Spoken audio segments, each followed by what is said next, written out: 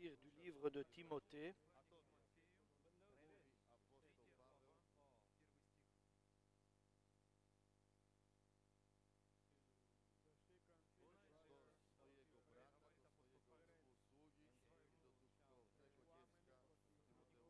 Rappelle-toi bien ceci. Dans les derniers temps, il y aura des jours difficiles. Je lis en 2 Timothée, chapitre 3. Il y aura des jours difficiles. En effet, les hommes seront égoïstes, amis de l'argent, vantards et orgueilleux. Ils feront insulte à Dieu et seront rebelles à leurs parents.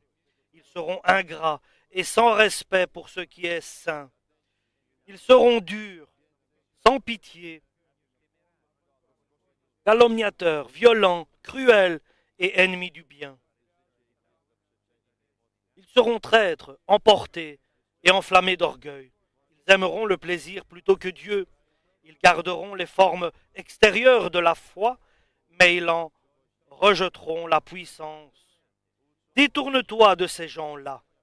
Certains d'entre eux s'introduisent dans les maisons et soumettent à leur influence de faibles femmes, chargées de péché, entraînées par toutes sortes de désirs. Elles cherchent toujours à apprendre, mais sans jamais parvenir à connaître la vérité. De même que Yannès et Jambres se sont opposés à Moïse, de même ces gens s'opposent à la vérité. Ce sont des hommes à l'esprit faussé et dont la foi ne vaut rien. Mais ils n'iront pas très loin, car tout le monde se rendra compte de leur stupidité, comme ce fut le cas pour Yannès et Jambres. Mais toi, tu m'as suivi dans mon enseignement, ma conduite, mes intentions, ma foi, ma patience, mon amour, ma fermeté, mes persécutions et mes souffrances. Tu sais tout ce qui m'est arrivé à Antioche, à Iconium, à Lystre, et quelle persécution j'ai subie. Cependant, le Seigneur m'a délivré de toutes. D'ailleurs, tous ceux qui veulent mener une vie fidèle à Dieu dans l'union avec Jésus-Christ seront persécutés. Mais les hommes méchants et imposteurs iront toujours plus loin dans le mal. Ils tromperont les autres et seront eux-mêmes trompés. Quant à toi, demeure ferme dans ce que tu as appris et accueilli avec une entière conviction. Tu sais, de tel maître, tu l'as appris. Tu sais de quel maître tu l'as appris. Depuis ton enfance, en effet, tu connais les saintes écritures. Elles peuvent te donner la sagesse qui conduit au salut par la foi en Jésus-Christ.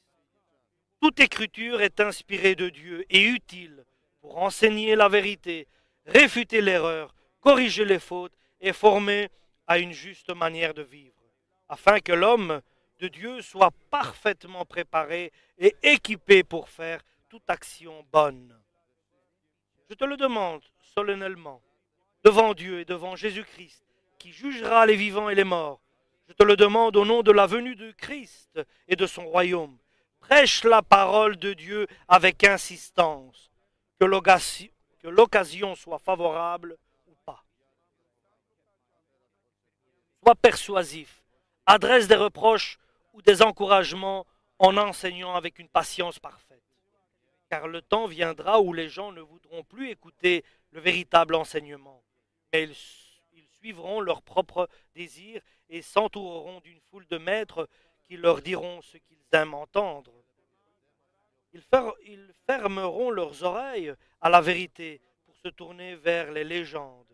Mais toi, garde la tête froide en toutes circonstances, supporte la souffrance, travaille activement à la diffusion de la bonne nouvelle et remplis ton devoir de serviteur de Dieu.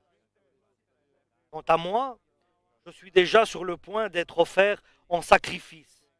Le moment de dire adieu à ce monde est arrivé.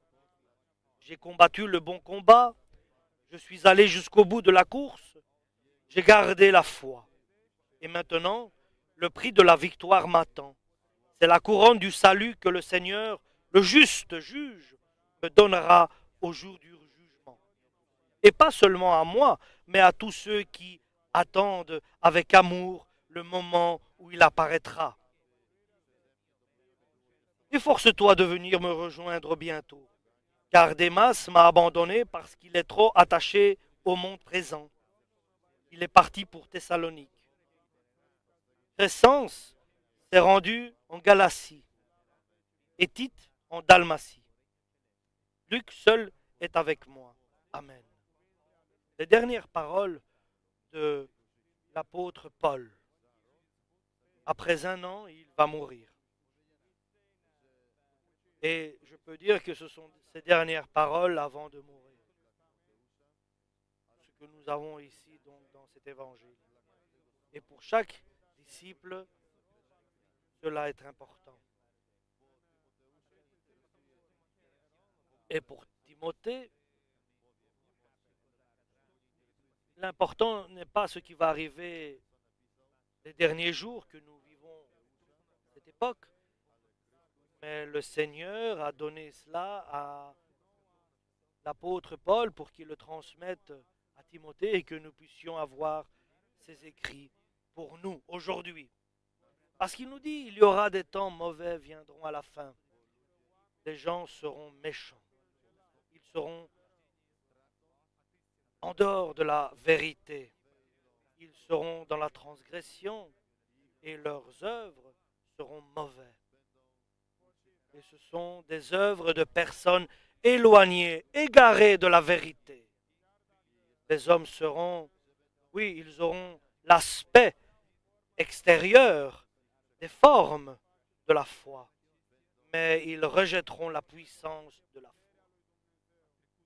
Et le conseil que je peux donner, comme à cette époque-là, l'apôtre Paul donnait à Timothée, c'est éloigne-toi de ces personnes-là, ceux qui sont dans la transgression, ceux qui sont éloignés de la volonté de Dieu, mais qui ont gardé seulement le côté extérieur de la foi.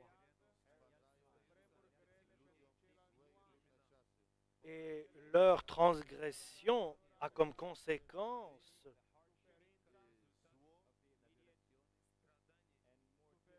et les conséquences, c'est le mal qui va arriver à leur entourage. Et si tu es avec eux, tu traverseras des moments difficiles. Jésus ne veut pas un peuple et une foule hétéroclite, mais une personne juste. Il veut des personnes justes ensemble. Il veut des personnes qui soient saintes et pas un amalgame de personnes qui pensent n'importe quoi. Que ce soit des personnes qui dépendent de l'Évangile et qui suivent l'Évangile. Lorsque l'homme s'éloigne et s'égare de la parole de Dieu, il tombe. Et non seulement il tombe, mais il s'éloigne et va vers des injustices et vers le péché. Et il est désagréable à Dieu. Il est une abomination pour Dieu. Et ces personnes-là qui ont seulement la forme extérieure de la foi, ils vont dans des maisons où il y a des femmes qui sont faibles et ils les entraînent vers le mensonge. Et nous voyons vers quoi arrive l'homme qui s'éloigne de Dieu. Il devient un faux prêcheur. Et de la même manière, comme nous savons, Yannès et Jambres, c'était deux personnes qui ont été contre Moïse, qui se sont opposés à Moïse. Nous savons leur fin et ils s'opposent à la vérité de l'Évangile. Ce sont des personnes qui ont transgressé la parole de Dieu et qui ne sont pas prêts pour la foi. Et nous voyons après leurs résultats, leurs œuvres, ils sont insensés. Et connue et leur œuvre est révélée devant tous. Un simple chrétien qui a décidé de marcher exactement sur la parole de Dieu, même s'il y a des difficultés, avec l'aide de Dieu, celui-là, il va évoluer, il va grandir. Celui qui transgresse, qui ne prend pas soin de mettre les choses comme il faut et qu'il ne se corrige pas lui-même et qu'il fait attention à son chemin, celui-là qui ne prend pas soin de la vérité et de l'accomplir, il s'éloigne de la vérité, il s'égare de la vérité, il n'est pas préparé pour la vérité. Et sa stupidité va être révélée et sera flagrante devant tout le monde. Et ça dépend de notre choix. C'est un choix personnel. Qu'est-ce que nous voulons suivre? Qui nous voulons suivre? Comment voulons-nous suivre Dieu? C'est une bonne volonté, c'est un bon choix. Et même si nous pouvons, aide-nous Seigneur. Je désire faire ta volonté, mais je n'ai pas la force. Aide-moi à avoir la bonne volonté, être bien disposé à faire la volonté de Dieu. Cela est très important aux yeux de Dieu d'avoir la volonté. Et attention à la transgression, qui peut-être au début ne paraît pas énorme, mais peut nous entraîner, si nous ne la remettons pas en question, très loin de Dieu. Et c'est une transgression dont je connais. Et je ne la condamne pas. Ça, c'est un danger. Et peut-être je n'ai pas la force de la condamner et de l'arrêter. C'est très dur. Mais demandons à Dieu, enlève ce qui est un péché en moi pour que le Seigneur m'accepte si je ne réussis pas à m'en séparer de ce péché. Alors cette personne pourra être libre. C'est un jour de décision. Nous devons reconnaître nos torts, nos fautes, nos erreurs, nos transgressions et demander à Dieu de nous pardonner et de nous faire revenir. Alléluia. Et de nous accepter de nouveau. Et notre volonté soit que Dieu nous aide à revenir vers lui, car nous sommes faibles. Alléluia. Et je comprends combien il est important. Et c'est le alpha et l'oméga. Ça, c'est la vérité. Et nous savons que tout se détruit et que ta parole reste pour l'éternité. Et je veux que je sois soutenu par ta parole et que ta parole demeure en moi en abondance et que je puisse parler de toi. Je ne veux pas la tromperie, la fausseté, mais je veux être un disciple de Jésus par le Saint-Esprit.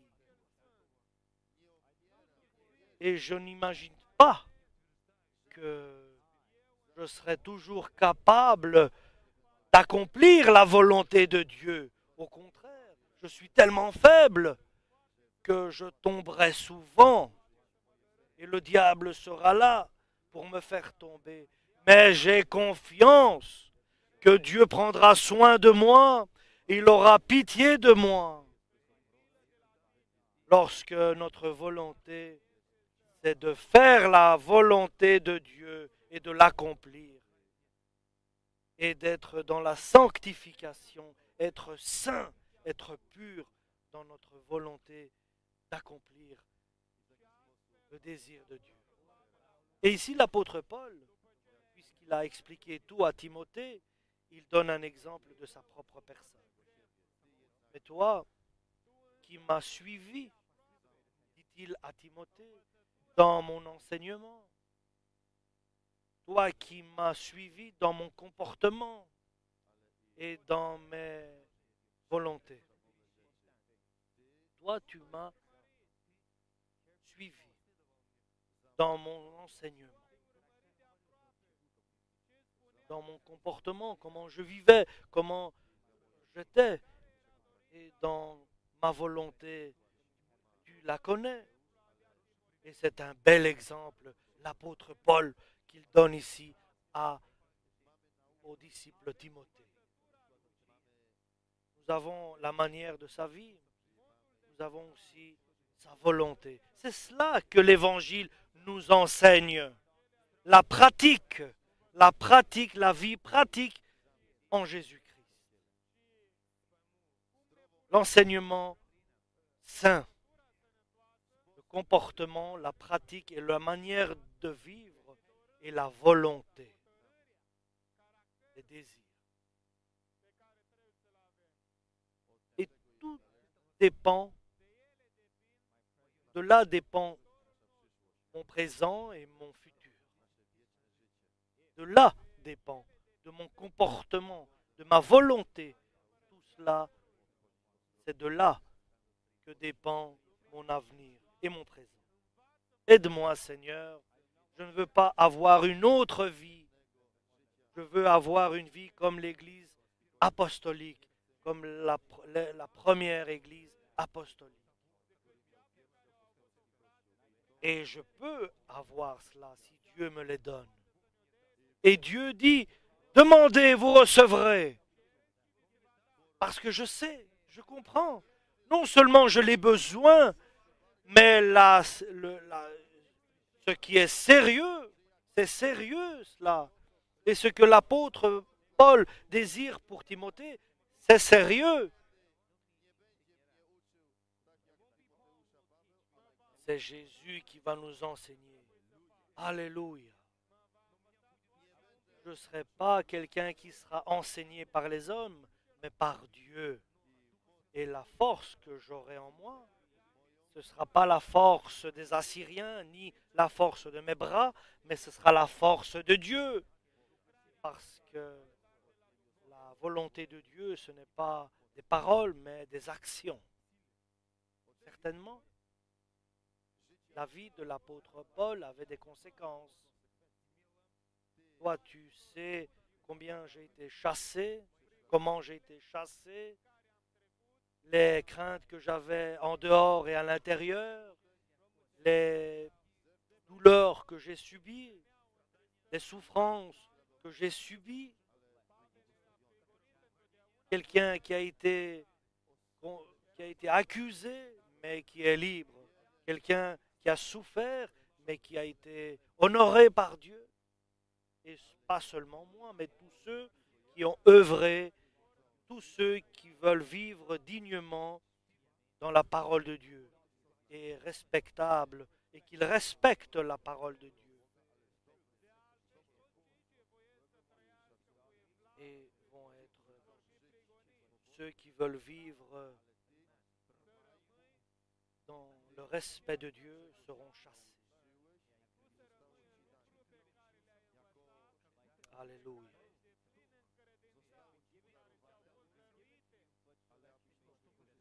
Et tu as reçu des dons, tu dois les utiliser, tu ne dois pas les cacher.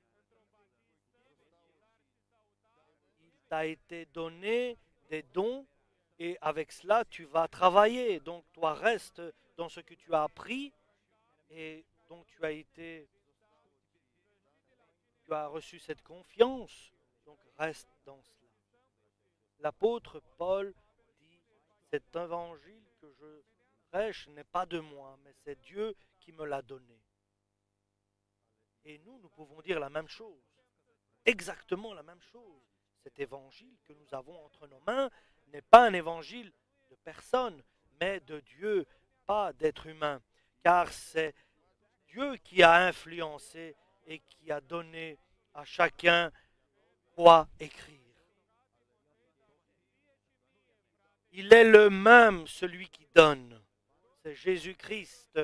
Parce que lorsque tu prends l'évangile et tu lis, et que tu fais une étude biblique, et que tu lis doucement, verset par verset, pas pour l'apprendre, mais pour le comprendre, pas pour le prêcher, mais pour le comprendre, pour le vivre aussi. cet instant-là, il n'y a pas d'autre maître que Jésus-Christ. À cet instant-là, lorsque tu le lis. Et lorsque quelqu'un prêche, et qu'il ne prêche pas avec des paroles de ce monde, mais en priant, tous en priant, et dans la purification par le sang de Jésus que nous sommes purifiés, Dieu nous parle. Moi, je prie pour vous et vous, vous priez aussi pour moi. Alléluia. Je peux dire qu'il pourra être terrible que je vous trompe et que je sois moi-même trompé. C'est une grande responsabilité pour moi et que je vous dirige dans des chemins qui ne sont pas justes. Et bien sûr, je pense que vous n'êtes pas en danger, mais il y a des personnes qui sont mal intentionnées qui pourraient le faire. C'est pour ça que j'ai une responsabilité et je prie énormément parce que j'ai une responsabilité envers vous devant Dieu. Et c'est très dangereux pour moi car je peux être trompé et vous tromper dans la même chose. Et quand je viens à l'église, je viens avec crainte et je crains de ne pas être à la hauteur. Et j'ai peur de ne pas m'éloigner. J'ai peur de ne pas m'éloigner du Seigneur et de la parole écrite.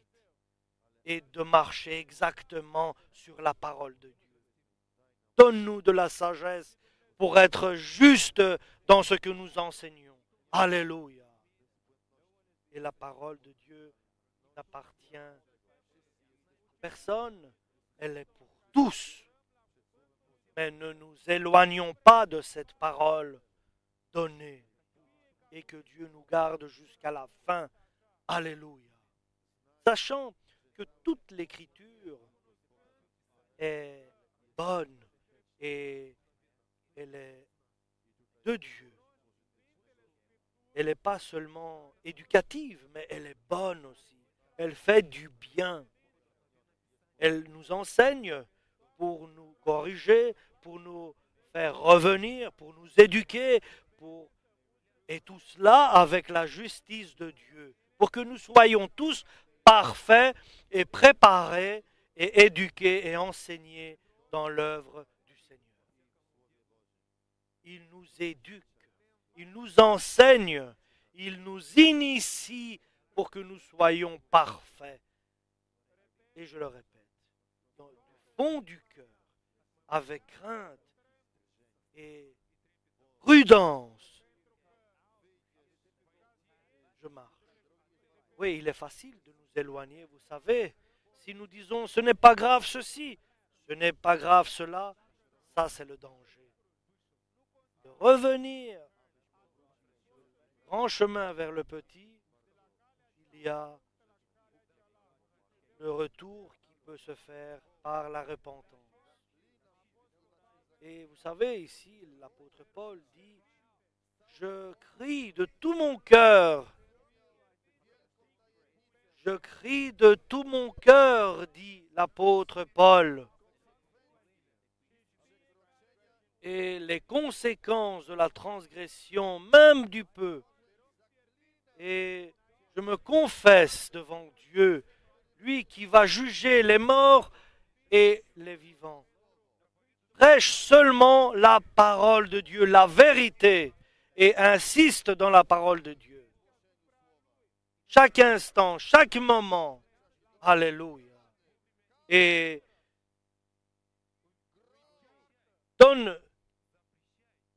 fais des remarques, encourage, donne des conseils avec une grande patience. Donne des conseils. Et reprends ceux qui ne vont pas juste. Et donne des conseils. Corrige. Et aujourd'hui, c'est Jésus qui nous le dit. Maintenant, il le dit à toi qui es le Père. Le Christ dit,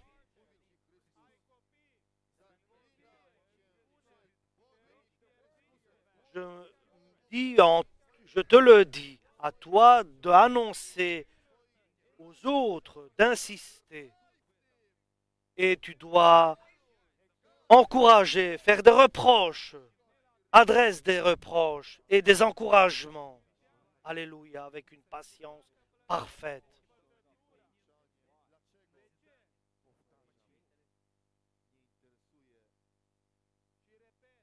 Et à l'apôtre Paul, pour eux, l'important, ce n'est pas la fin des jours comme nous les vivons, mais cela a été écrit pour nous. Viendra le temps où les gens ne pourront pas supporter le bon enseignement. Les gens ne pourront pas supporter le bon enseignement à la fin des temps. Ce sera dur pour eux, ce sera lourd pour eux d'avoir cet enseignement pur. Et nous savons, à Antioche, à cette époque-là, tous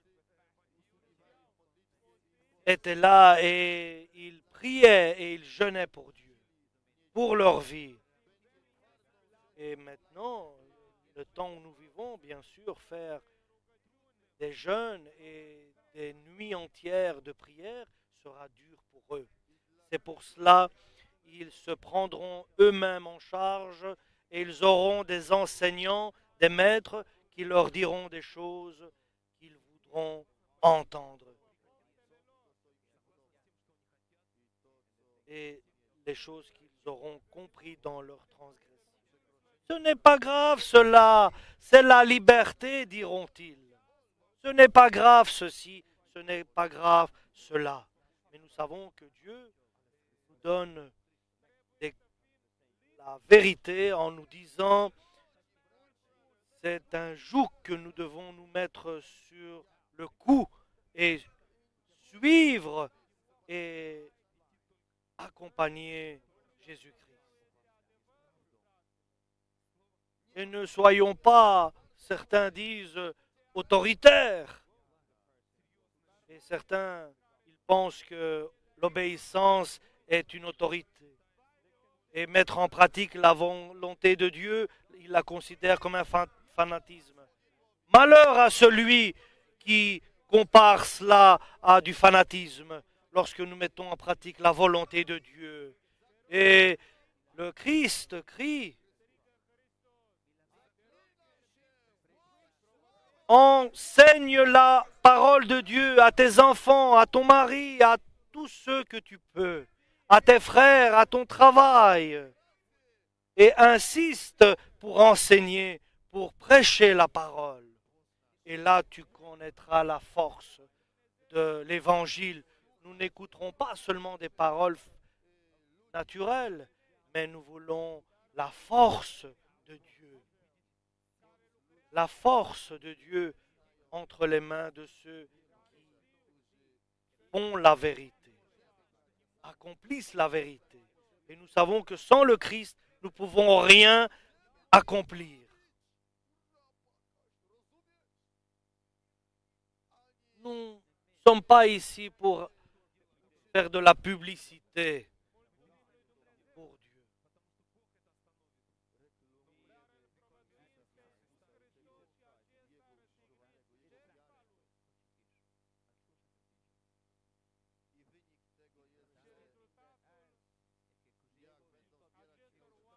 Et ils se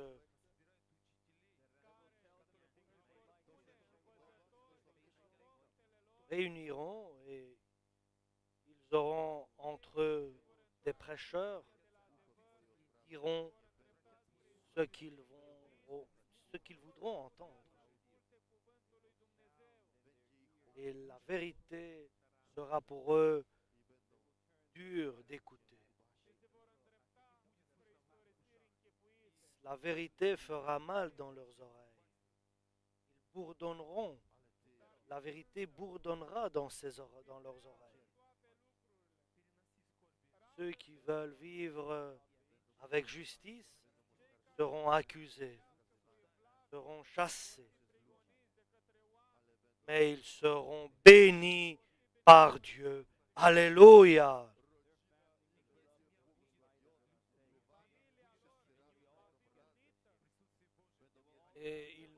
seront ensemble, ils rieront ensemble.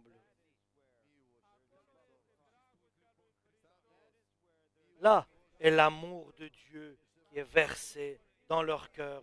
Là, il y a le vrai amour qui est versé dans le cœur des hommes.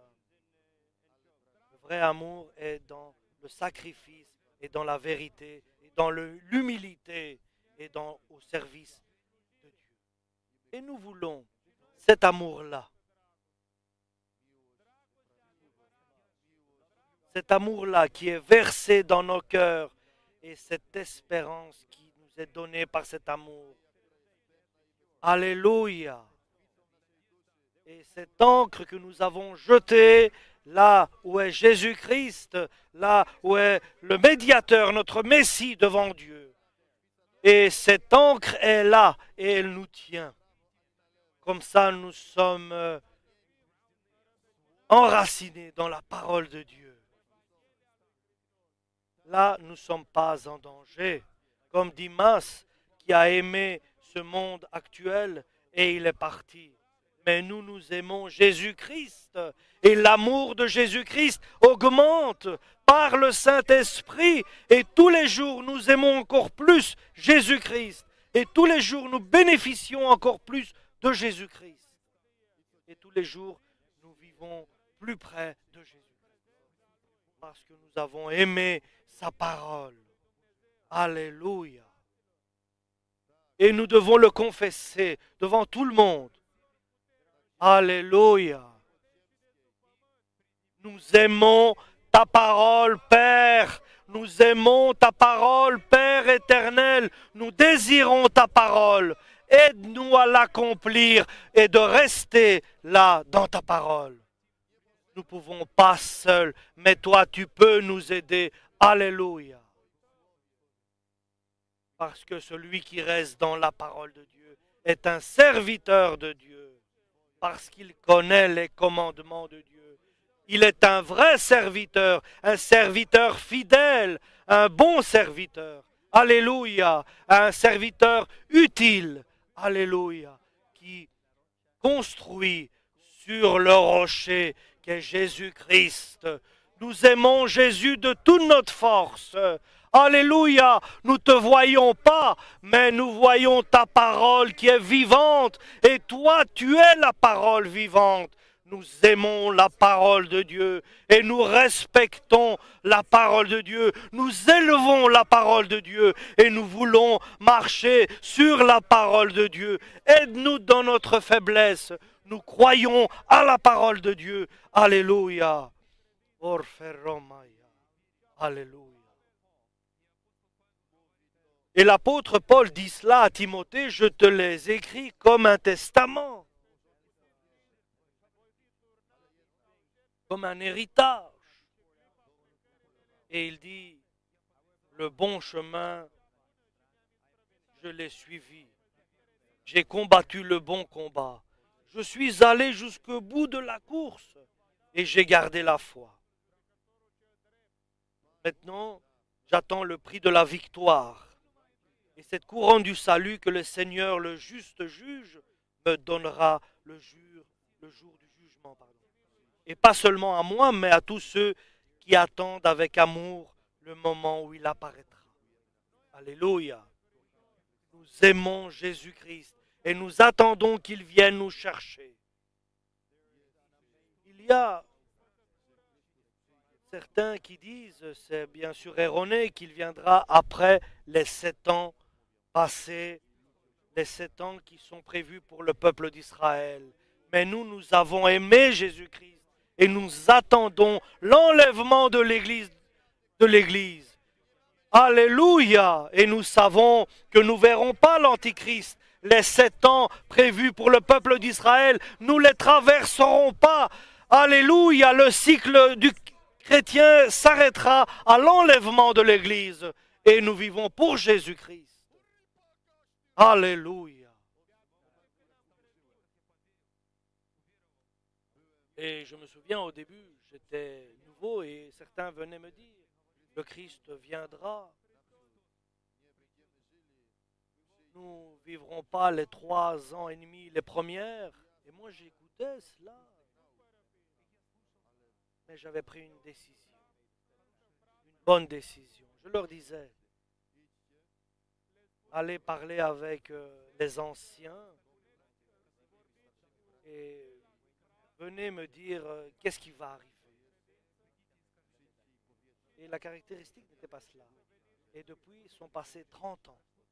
Tous ces gens qui disaient qu'il y avait cette hérésie, qui disait que nous allions traverser le septennat de l'Antichrist, du peuple d'Israël, ces gens-là se sont dissous, se sont éloignés du christianisme en général. Avec Dieu, nous ne pouvons pas jouer, nous ne pouvons pas tromper. Ce n'est pas possible. C'est pour cela, avec crainte et patience, nous attendons Jésus qu'il viendra nous chercher pour aller au ciel. Des personnes qui avaient des dons et qui avaient beaucoup reçu de Dieu. Et pourtant, ils sont tombés. Ils ont été trompés. Et au lieu d'attendre Jésus-Christ, ils attendaient que vienne l'Antéchrist. Et certains, nous les voyons et nous avons pitié d'eux. Et nous savons que ceux qui tombent, ils tombent de la transgression. À cause de la transgression et de la transgression du bon enseignement. Et que le Seigneur nous garde. Il y a des enseignements qui ont à faire aussi avec la Trinité de Dieu. Et bien sûr, nous ne pouvons pas comprendre comment se fait que la Trinité est inséparable et divine. Mais nous la comprenons, nous l'acceptons parce que Dieu, c'est ainsi qu'il nous le donne. Il y a trois qui sont dans le ciel et qui révèlent le Père, le Fils et le Saint-Esprit. Et comment voulez-vous que nous comprenions cela? Mais nous l'acceptons qu'il y a trois qui sont et qui témoignent dans le ciel. Le Père, le Fils et le Saint-Esprit, la Sainte Trinité divine et inséparable. Il y a un autre enseignement qui dit ceux qui sont à droite, ils sont pour le ciel et ceux qui sont par la gauche, n'allez pas politiquement, bien sûr, ça n'a aucun rapport, mais il y a cet enseignement qui existe, qui dit ceux qui sont à droite iront au paradis et ceux qui sont à la gauche iront à l'enfer. Et tout cela, ce sont des hérésies, des tromperies, des erreurs, des faux enseignements. Ici, Dimas, qui est parti pour Thessalonique, Démas, qui a abandonné l'apôtre Paul et il l'a quitté, il est parti à Thessalonique. Est-ce que lui, maintenant, où est-il? Mais nous allons rester avec Jésus-Christ. Et à chaque détail de la parole de Dieu. Et cela est notre assurance, et notre vie, et notre bénédiction. Et si quelqu'un ne veut pas, l'apôtre Paul dit, tous m'ont abandonné. Que Dieu ne prenne pas en considération cet abandon. Mais celui qui est resté près de moi et proche de moi, c'est Jésus-Christ.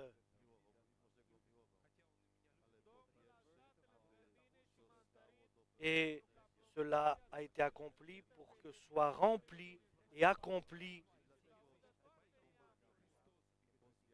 la mission qu'il m'avait donnée. Et pour que toutes les nations entendent la prédication que j'ai à accomplir et à annoncer.